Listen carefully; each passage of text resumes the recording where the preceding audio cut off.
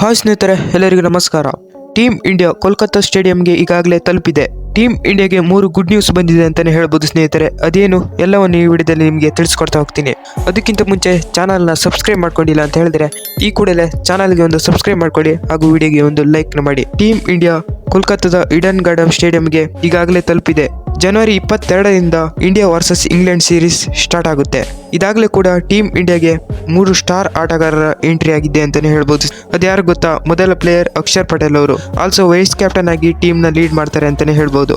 ಹಾಗೂ ಮೊಹಮ್ಮದ್ ಶಮಿ ಅವರು T20 ಫಾರ್ಮೆಟ್ಗೆ 3 ಇಯರ್ಸ್ನಿಂದ comeback ಮಾಡಿರಲಿಲ್ಲ. ಆದರೆ ಈಗ ಆಲ್ಸೋ ಟೀಮ್ ಇಂಡಿಯಾಗೆ ಮೊಹಮ್ಮದ್ ಶಮಿ ಅವರು ಕಂಬ್ಯಾಕ್ ಮಾಡ್ತಾ ಇದ್ದಾರೆ.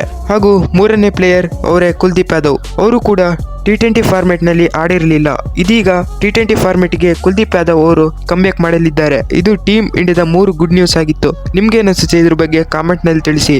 ಮುಂದಿನ ವಿಡಿಯೋದಲ್ಲಿ ಸಿಗೋಣ. ಅಲ್ಲಿವರೆಗೂ ಟಾಟಾ, ಬೈ ಬೈ.